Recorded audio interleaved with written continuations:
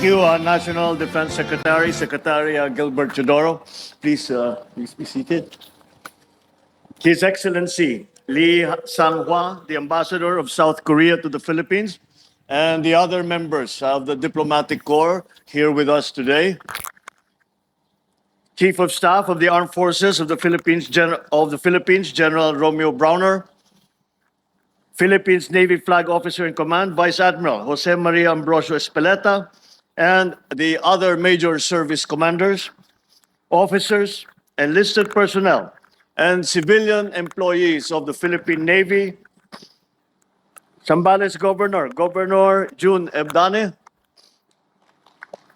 members of the House of Representatives, my fellow workers in government, distinguished guests, ladies and gentlemen, good morning. First of all, congratulations and happy 127th anniversary to our Philippine Navy.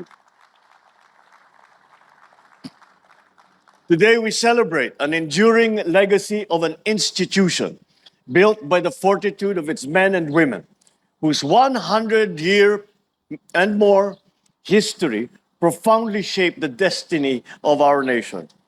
At hanggang ngayon, ipinapakita ng hukbong dagat ng Pilipinas ang serbisyo ay hindi lang bahagi ng ating kasaysayan, bahagi rin ito ng ating kasalukuyan.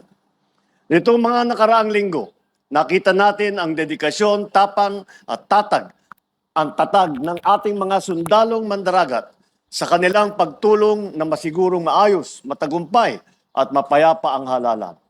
More than 1,800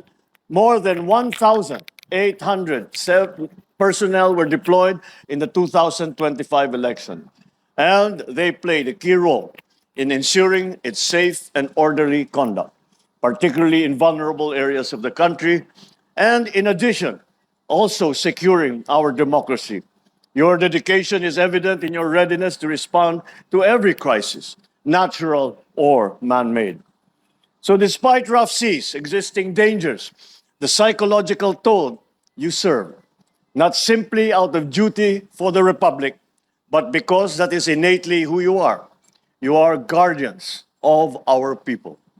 The Philippine Navy has been a constant force in our Hader response operations, deploying fleet marine teams to rescue distressed fishing vessels and to respond whenever extreme typhoons and other disasters strike. Nais ko rin gamitin ang pagkakataong ito upang pasalamatan sina Corporal Gestoni Dalman at Private First Class J.P. Navales na sumagip sa isang 10 taong gulang na bata na nalulunod sa Madlum River, Bulacan nitong nakaraang Marso. Isa itong patunay sa ating lahat na ang tunay na bayani ay kumikilos hindi lang dahil kinakailangan, kundi dahil din sa katapatan, sa tungkulin at sa pagmamahal sa kapwa. Atin din binibigyang pugay sina Intelligence Specialist Third Class Jeff Villanueva bilang Enlisted Personnel of the Year at ang arkitekto na binibigyan natin ng napakaraming trabaho na hanggang ngayon na hindi na natutulog, ang Architect Sherwin Cornejo bilang Civilian Human Resource of the Year. Ang inyong natatanging tapang, galing at husay ay nagbigay ng karagdagan lakas at inspirasyon sa buong hukbong dagat. In every mission, the Navy proves that maritime strength is measured by the character, clarity of mission, and the commitment of those who serve. That same commitment to duty was clearly seen in the West Philippine Sea and in other maritime outposts. The Navy personnel serve as peacekeepers both in land and in sea, remaining steadfast as ever, upholding our nation's maritime entitlements with dignity and with courage.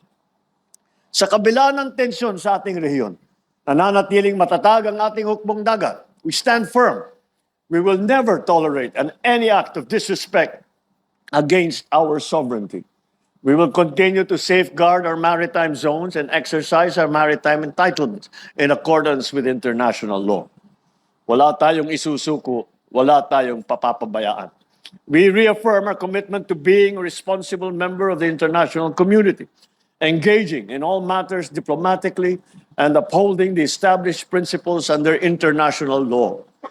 This obligation is reflected in our proactive and sustained engagement in international defense and security efforts. We also continue to actively participate in various exercises such as the Balikatan, Sama-Sama, Rim of the Pacific, and multilateral naval exercises, Kakadu.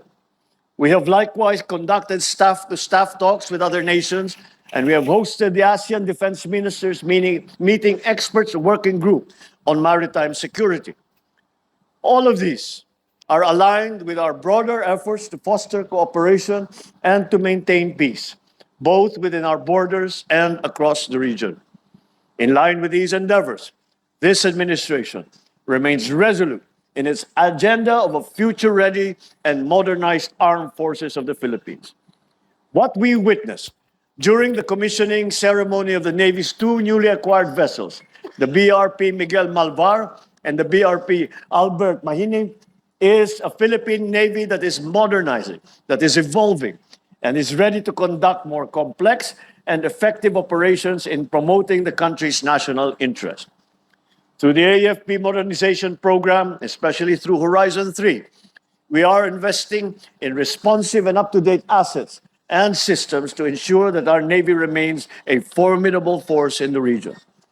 More than just acquiring new equipment, this modernization is also about empowering the Philippine Navy with the necessary skills, knowledge, tools, and sustainment that would save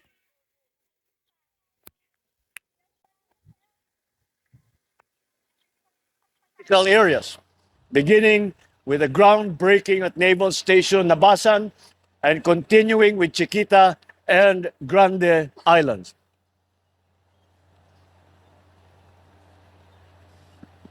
We are also establishing the Naval Support Base in Misamis Oriental so that Sangli Point can be devoted to other uses.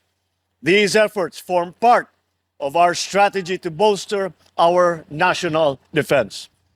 Let us also recognize the inspiration behind every successful mission, every safe return, and every heroic act of our Navy personnel. Of course, their beloved families. Sa mga asawa, mga anak, mga magulang, kapatid, at mga mahal sa buhay ng ating mga magigiting na sundalo, kayo po ang pinagmumulan ng tapang at panindigan ng buong sandatahan. Maraming salamat sa inyong sakripisyo, pang-unawa at sa inyong mga dasal. To the brave men and women of the Philippine Navy, you consistently show us what real service looks like. Despite being far from home and facing the challenges of long days and rough seas, you still carry on with your strength, commitment, and with your resolve. Taos-puso akong nagpapasalamat sa inyong lahat habang kayo ay magdamag na nagbabantay sa laot sa mga baybayin ng ating bansa.